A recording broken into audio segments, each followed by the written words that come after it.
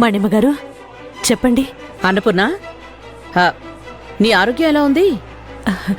చావకుండా బ్రతికే ఉన్నాను మణిమగారు. ఎందుకు అన్నపూర్ణ నిరాశతో మాట్లాడుతున్నావు? నిరాశ కాకపోతే ఇంకేం ఆసుందమ్మా మాకు? ఉంటుందిలే, నీకు కూతురి మీద ఆశుంటుంది. తన సంసారం బావుండాలి, పిల్లా జల్లా కలగాలి, వాళ్ల కాపురం చల్లగా ఉండాలని. ఇలాంటి ఆశలు ఎన్నో ఉంటాయి. అప్పుడు నువ్వు నిరాశల్లోంచి ఆశల్లోకి వెళ్తావు. నేను లేకపోతేనే మణిమగారు, మీరున్నారు కదా, అలాంటి ఆశ నాకు ఏం లేవమ్మా.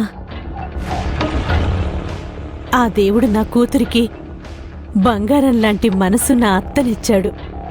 అత్తైనా అమ్మైనా దానికి మీరే కదమ్మా. సెంటిమెంట్తో కొడుతున్నావు అన్నపూర్ణ. కాని అత్తే అమ్మమ్మే. ఎప్పటికీ అత్త అమ్మవ్వదు, అమ్మ అత్త అవ్వదు. ఒకటి గుర్తుపెట్టుకో అన్నపూర్ణ, ఒకింటికి ఆడపిల్లనిచ్చావు అంటే ఆ పిల్ల భవిష్యత్తు బావుండాలని కన్న తల్లి కలలు గనాలి. పాలు పొంగినట్టు వాళ్ల సంసారం కూడా పొంగాలి అని అమ్మాయి తల్లే కోరుకోవాలి. నువ్వున్నంతకాలం నీకున్నంతలో నీ బిడ్డకి పెడితే కలో గంజో ఏదైనా అవ్వచ్చు. అప్పుడు ఆడపిల్ల ఆనందమే వేరు. అలాంటి అచ్చటా ముచ్చట నువ్వు నీ కూతురికి తీర్చాలి. ఇప్పుడు మంజు బానే ఉంది కదమ్మా? బావుంటుందా అంటే బాలేదనే చెప్పాలి. మళ్ళీ ఏం చేసిందమ్మా? ఉద్యోగం చేస్తోంది, అదే మా బాధ. ఆ చేసే జాబ్ మానేసి ఇంటి పట్టునే ఉండి సత్యకు కావాల్సింది చేసి పెడుతూ ఇద్దరూ చిలక గోరింకల్లా ఉండాలన్నది నా ఆశ. మీ ఆశ మంచిదే కదమ్మా. నా ఆశ మంచిదేనమ్మా. కాని నీ కూతురికి ఎన్నిసార్లు చెప్పాలి ఉద్యోగం వద్దు, ఉద్యోగం వద్దు అని? మా మాట ఏమైనా వింటుందా? వాడు నేను కలిసి ఎంత నచ్చజెప్పినా తను జాబ్ మానేనంటోంది. చూడన్నపూర్ణ, నీకు చివరిసారిగా ఓ మాట చెప్తున్నాను. చెప్పండమ్మా. నా కోడలు ఉద్యోగం చేయడం నాకు నా కొడుకు ఇద్దరికీ ఇష్టం లేదు. తను ఏఎస్ఐగానే ఉంటాను, అదే చేస్తాను అంటే నీ కూతురు నా ఇంట్లో ఉండాల్సిన పనే లేదు.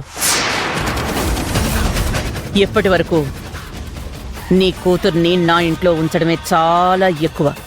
అది కూడా నా కొడుక్కి మంజు మీద ఇష్టం ఉంది కాబట్టి ఉండగలిగింది. నా కొడుకు నీ కూతురుతో కలిసుండాలి అనుకున్నాడు కాబట్టి నేను క్షమించాను. ఇక మీదట నేను క్షమించను. నిర్దాక్షిణ్యంగా మెడబట్టుకుని ఇంట్లోంచి గెంటేస్తాను. అయ్యో అమ్మా మణిమగారు, అంత మాట అనకండమ్మా. ఏదో విధంగా దానికి నేను నచ్చ చెప్తాను. ఇప్పుడే నా దగ్గరికి పిలిపించుకొని అవసరమైతే దాన్ని కాళ్ళు పట్టుకొనైనా నేను బ్రతిమిలాడుకుంటాను. ఉద్యోగం చేయొద్దని నేను చెప్తానమ్మా. కానీ నా కూతుర్ని మీరింట్లో నుంచి బయటికి పంపించొద్దమ్మా. మీకు దండం పెడతాను. నా బిడ్డ భవిష్యత్తుని నాశనం చేయొద్దమ్మా. దయచేసి అర్థం చేసుకోండమ్మా. వేడుకోడాలు ఏమీ వద్దన్నపూర్ణ. నీ కూతురికి ఉద్యోగం కావాలో మొగుడితో సంసారం కావాలో తేల్చుకోమను. అయ్యో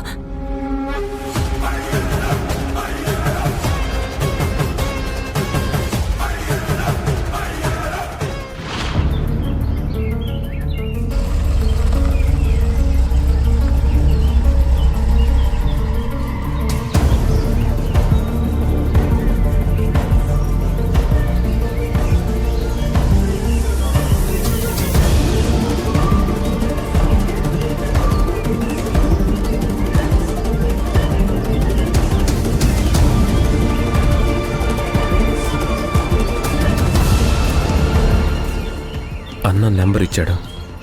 ఈ ప్లేస్ ఓనర్ ఎక్కడున్నాడో కనుక్కోవాలంటే కార్లో ఉండే కాల్ చేద్దాం.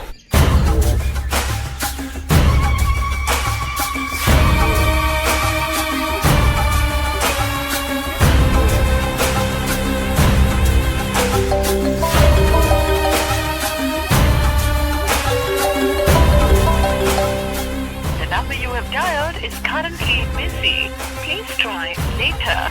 आपके द्वारा डायल किया गया नंबर अभी व्यस्त है.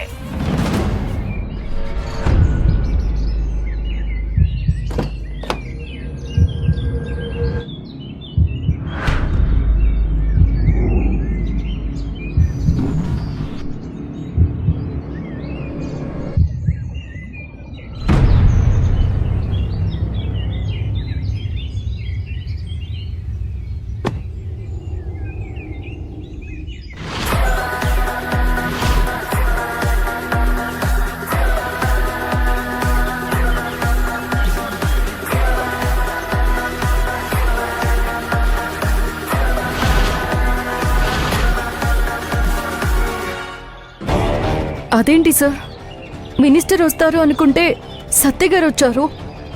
మినిస్టర్ కారులో ఉన్నాడేమో, వెయిట్ చేద్దాం. విక్రమ్ పెద్ద స్కెచ్ వేశాడు. మనం టెన్షన్ పడకూడదు, తెలివిగా బిహేవ్ చేయాలి.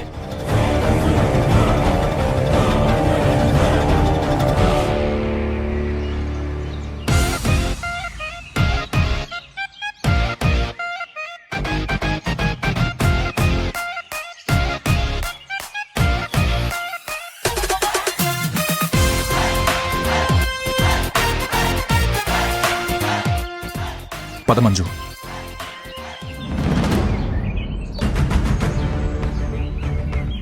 మినిస్టర్ గారు ఈరోజు రారంట, ఆ మాట చెప్పమన్నారు. నిన్ను అరెస్ట్ చేస్తున్నావు సత్య. దేనికి? ఇతని ఇల్లుని కబ్జా చేయాలని బెదిరించి మీరు రిజిస్ట్రేషన్ చేసుకోవాలనుకుంటున్నారు. ఏంటి సార్ ఇది, అన్యాయం కదా? యూత్ ప్రెసిడెంట్ అయ్యుండి మీరే ఇలా అందరినీ బెదిరించడం ఏంటి? హలో, ఎక్స్క్యూజ్ మీ అందరికీ సమాధానం చెప్తాను. ముందు విక్రమ్ గారికి చెప్తాను. మీరు నన్ను ఇల్లు కబ్జా చేశానని, రిజిస్ట్రేషన్ చేసుకుంటున్నానని ఏ ఆధారంతో అంటున్నారు? ఏమయ్యా, ఇతను మినిస్టరు కలిసి నీ ఇంటిని బలవంతంగా తీసేసుకుంటున్నారా?